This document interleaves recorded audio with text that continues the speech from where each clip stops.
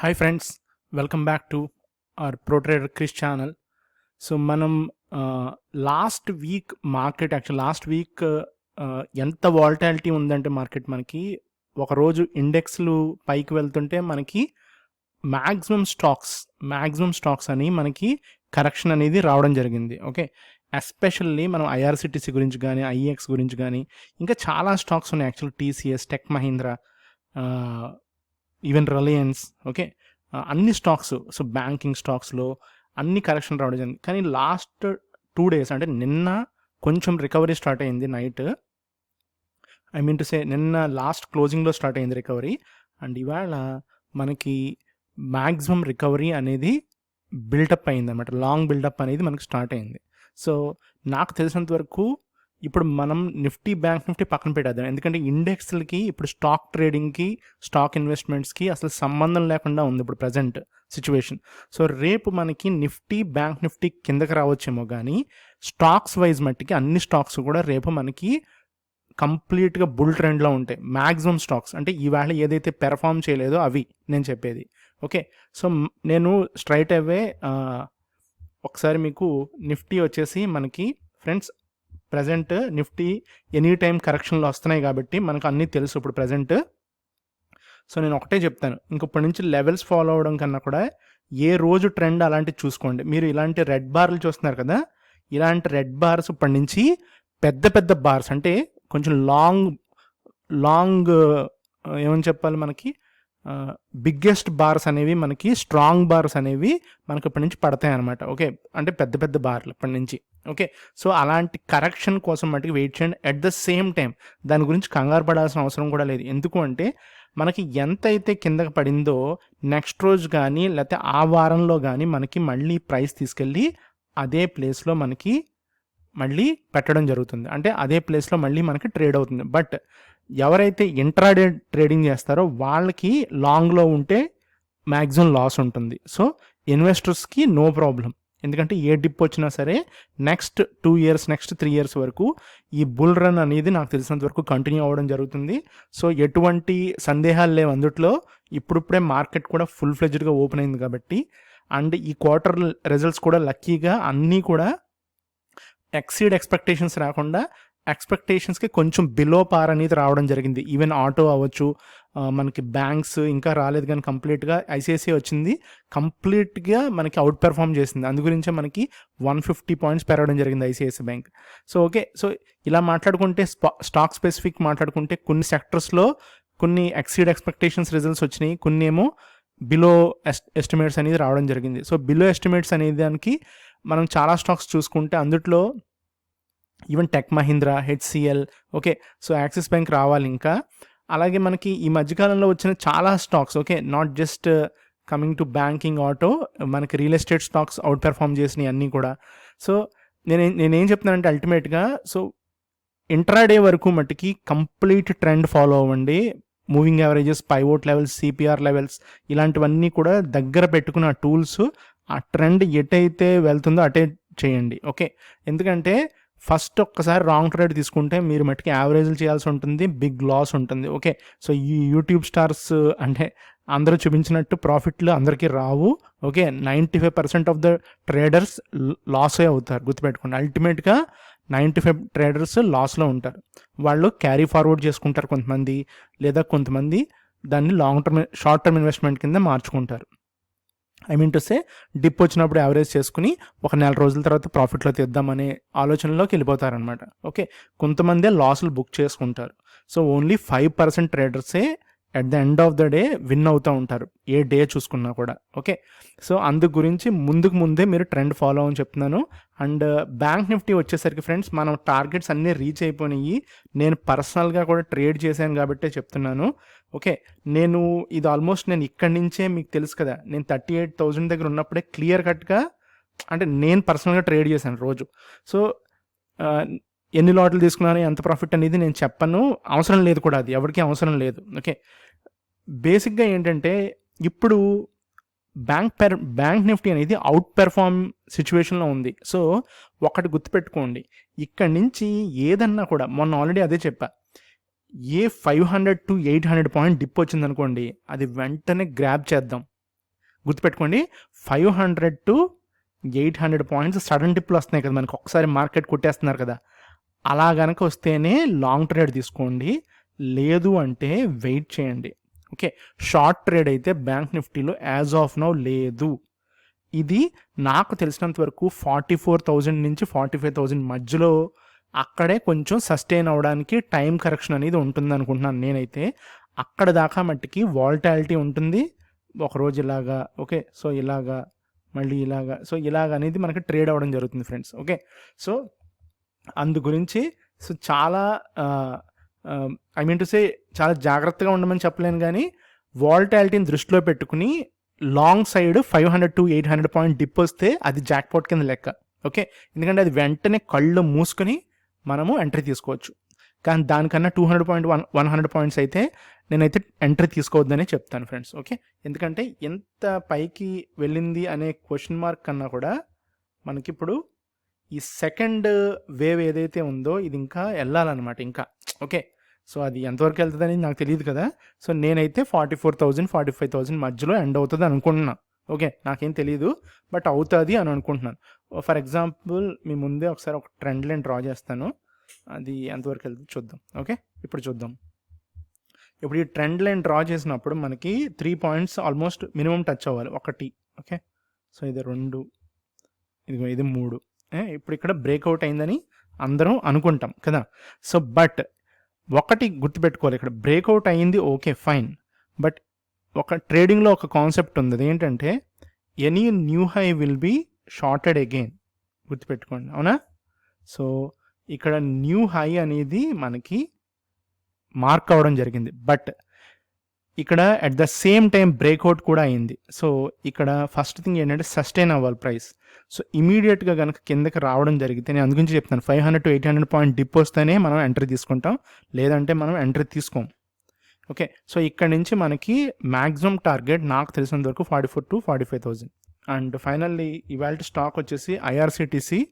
So ఇదిగోండి friends, దీనికి సంబంధించి యాక్చువల్గా మనం చూస్తే ఇప్పుడు ఇది ఎందుకు చెప్తున్నానంటే లాస్ట్ 1 వీక్లో మనకి హ్యూజ్ కరెక్షన్ వచ్చింది. సో మీలో ఎవరైనా ట్రేడ్ చేస్తుంటే మీకు అర్థమవుతుంది ఎంత వాల్టాలిటీ ఉందో. సో ఇవాళ మార్నింగ్ కూడా మనకు ఆల్మోస్ట్ 400-450 పాయింట్స్ మనకి అప్ సైడ్ అనేది మూమెంటం రావడం జరిగింది, but at the same time క్లోజింగ్కి వచ్చేటప్పటికి ఒక 250 పాయింట్ కరెక్షన్ కూడా వచ్చేసింది కదా.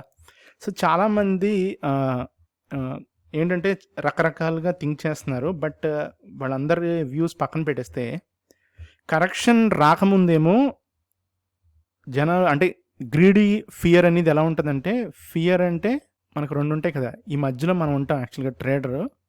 ఓకే, సో ఫియర్ టైంలో యాక్చువల్గా మనం ఎంట్రీ తీసుకోవాలి కదా, బట్ మనం ఏం చేస్తాం, గ్రీడ్ టైంలో మనం ఎంట్రీ తీసుకుంటాం. ఎందుకంటే గ్రీడ్ అనే టైంలో ఫోమో అనేది మనకి కాన్సెప్ట్ ఉంటుంది, ఫియర్ ఆఫ్ మిస్సింగ్ అవుట్ అని కదా, మీకు ఆల్రెడీ చెప్పా, fear of missing out. So for example ఇవాళ టాటా మోటార్స్ ఉంది. సో టాటా మోటార్స్ ఎవడు పడితే ఆడో 600 టార్గెట్ ఇచ్చేస్తున్నాడు కదా. 600 టార్గెట్ ఇచ్చే ముందు కింద 2 గ్యాప్స్ ఉన్నాయి ఫిల్ చేయాల్సినవి. ఓకే, న్యూస్ ఆల్రెడీ అవుట్ అయిపోయింది. సో ఎలక్ట్రికల్ వెహికల్స్ అంటున్నారు, లేకపోతే సెమీ కండక్టర్ ప్రాబ్లం అంటున్నారు. సో రకరకాల థింగ్స్ అన్నీ మనకి బయటకు వచ్చేసినాయి. సో ప్రైస్లో ఆల్రెడీ ఇప్పుడు ట్రేడ్ అయ్యే ప్రైస్లో వాట్ ఎవర్ థింగ్స్ అన్నీ ఇన్వాల్వ్ అయిపోయినాయి. సో ఏదైనా కరెక్షన్ వచ్చినప్పుడు తీసుకోవడం బెటర్, కానీ ఇప్పుడు ఫ్రెష్ ఎంట్రీ అనేది టాటా మోటార్స్లో చాలా risky. So the same way ఎవరైతే ఇక్కడ ట్రాప్ అయిపోయారో మొన్నటి నుంచి, ఇదిగోండి ఈ ఏరియాలో 5,000 నుంచి 6,000 ఏరియా వాళ్ళందరూ ట్రాప్ అయిపోయారో వాళ్ళందరూ ఆల్మోస్ట్ ఎగ్జిట్ అయిపోయి ఉంటారు. Okay, 80% at least, except 20% those who వాళ్ళు ఎవరైతే లాంగ్ టర్మ్ కోసమే వెయిట్ చేస్తారో, అంటే పర్లేదు ఇంకో 2 ఏళ్ళైనా పర్లేదు 3 ఏళ్ళైనా పర్వాలేదు అనుకునే వాళ్ళు ఎవరైతే ఉంటారో వాళ్ళు ఒక్కళ్ళే హోల్డ్ చేస్తారు. సో ఎక్సెప్ట్ దెమ్, మిగతా వాళ్ళందరూ లైట్ తీసుకుంటారు, ఇంట్రాడేలో ప్రాఫిట్ లాస్లు బుక్ చేసుకుంటారు. కొంతమంది ఒక 3-4 డేస్ చూసి కూడా లాస్లు బుక్ చేస్తుంటారు, అవునా? బట్ నేను చూశాను ఇప్పుడు చాలామంది 3000లో 2000లో ఇదిగోండి ఇక్కడ వరకు కూడా టార్గెట్లు ఇచ్చేస్తున్నారు, అవునా? కొంతమంది అయితే ఇదిగోండి 1900 ఇదిగోండి ఈ సపోర్ట్ అంటే ఇంకా. Okay, so almost 2000. So 2000 support. So నిజంగా గనక ఇప్పుడు ఫర్ ఎగ్జాంపుల్ మనం చూద్దాం. సో రీసెంట్ మూమెంట్ ఫస్ట్ నుంచి చూద్దాము. ఫస్ట్ ఇక్కడ నుంచి స్టార్ట్ అయింది కదా రీసెంట్ స్వింగ్ అనేది. సో ఈ రీసెంట్ స్వింగ్ దగ్గర చూస్తే ఇక్కడ కొంచెం స్టడీ చేద్దాం. ఇది నేను మీకు ఏం చెప్పాను ఒకసారి, ఇది బేసింగ్ అని చెప్పాను కదా, అంటే సంథింగ్ లైక్ ఒక స్ట్రెంగ్త్ అనమాట. ఇది ఒక స్ట్రెంగ్త్, ఇది ఒక పిట్ స్టాప్ అనుకుందాం. ఓకే, ఒక స్టాప్ అనుకుందాం. సో ఇక్కడ ఈ స్టాప్ దగ్గర ఎప్పుడైనా సరే మనకి ఇక్కడ చాలా చాలా ఆర్డర్స్ ఎగ్జిక్యూట్ అయ్యి ఉన్నాయి. ఎన్ని నేను మనం ఉన్న డైలీ టైం ఫ్రేమ్ ఇక్కడ. సో డైలీ టైం ఫ్రేమ్ మీద ఇక్కడ ఆల్మోస్ట్ లైక్ ఒక 2.5 వీక్స్ దాకా మనకి స్పెండ్ చేసాం మనం, అంటే రఫ్లీ 15 ట్రేడింగ్ డేస్ అనుకుందాం. సో 15 ట్రేడింగ్ డేస్ మనకి ఇక్కడ ట్రేడ్ చేయడం జరిగింది. సో అండ్ రెండోది ఏంటంటే ఈ టోటల్ మనకి ట్రెండింగ్ డైరెక్షన్లో మనకి సెకండ్ వేవ్, ఇది ఫస్ట్ వేవ్ అనుకుందాం, ఇది సెకండ్ వేవ్ కదా, ఈ పార్ట్ ఏంటంటే సెకండ్ వేవ్. సో ఈ సెకండ్ వేవ్లో మనకి ట్రిగర్ అయింది ఎక్కడి నుంచి, ఈ వాటెవర్ 38% పైనుంచి, అంటే 4010 నుంచి. ఓకే, సో ఇప్పుడు మొన్న మీకు లాస్ట్ 1 వీక్ బ్యాక్ వీడియో చేశాను నేను.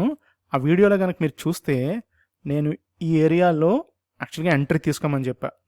ఈవెన్ 4400 4900లో కూడా ఎంట్రీస్ తీసుకోవద్దని చెప్పాను, క్లియర్గా చెప్పా. సో ఇప్పుడు ఈ ఏరియాకి రావడం జరిగింది, అక్కడి నుంచి మనకి మార్కెట్ ఈ స్టాక్ అనేది బౌన్స్ అవ్వడం కూడా జరుగుతుంది. సో లిటరల్గా మనకి 500 పాయింట్స్ ఆల్రెడీ బౌన్స్ అయింది. బట్ వేరేస్ ఇవాళ ఒక 200 పాయింట్ కరెక్షన్ అనేది కూడా వచ్చింది. బట్ ఈ వీకెండ్ లోపల, అంటే మనకి యాక్చువల్గా ఎల్లుండా మనకి ఈ అక్టోబర్ కాంట్రాక్ట్ ఎక్స్పైరీ ఉంది కదా, అలాగే వీక్లీ ఆప్షన్స్ ఎక్స్పైరీ కూడా ఉంది. సో బిఫోర్ దివాళీ, ఓకే, మనకి రేపు ఎల్లుండ కనుక 4500 ఈజీగా కనుక ట్రేడ్ చేసేస్తే, నాకు తెలుసు అంటే క్లోజింగ్ బేసిస్లో 4500 కనుక క్లోజింగ్ అయితే రేపు ఎల్లుండిలో, నాకు తెలిసి ఈ స్టాక్ మనం ఇక్కడే ఒకసారి ఫిబొనాచి లెవెల్స్ తీసుకుని ఎంతవరకు బౌన్స్ అవుద్దు కూడా చూద్దాం.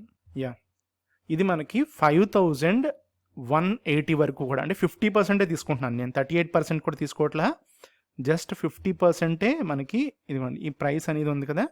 సో అక్కడ వరకు మనకి అంటే రఫ్గా మనకి ఇక్కడ నుంచి ఒక 1000 పాయింట్స్ బౌన్స్ అనేది ఉంది ఇవాళ క్లోజింగ్ ప్రైస్ నుంచి. ఓకే, ఓన్లీ థింగ్ ఏంటంటే వాడు రేపు ఎల్లుండిలో డీప్గా గనక కట్ అయ్యి ఈ ప్రైస్ దగ్గరికి వెళ్ళకపోతే, ఓకే, అంటే సింపుల్, ఒక్కొక్కసారి మనకి ఇది డిమాండ్ జోన్ అనుకుందాం, అట్లీస్ట్ సపోర్ట్, స్ట్రాంగెస్ట్ సపోర్ట్ చెప్పాను కదా. సో ఈ స్ట్రాంగెస్ట్ సపోర్ట్లో లో ఎక్కడ ఉందో చూద్దాం, 3547. ఈ స్ట్రాంగెస్ట్ సపోర్ట్లో హై ఎక్కడ కూడా చూద్దాం, 4449. And at the same time మనకి ఎంతవరకు పెనిట్రేట్ అయ్యి వచ్చాడో చూద్దాం, అంటే ఎంత లోపలికి వచ్చాడో అనేది చూద్దాం. సో మనకి రఫ్గా 3966 దాకా వచ్చాడు ప్రైస్. ఇంకా డీప్గా కనుక వస్తే, అంటే ఇంకొక 300 నుంచి 500 పాయింట్స్ కనుక వచ్చి ఇక్కడ వరకు వచ్చాడు అనుకుందాం ఫర్ ఎగ్జాంపుల్కి.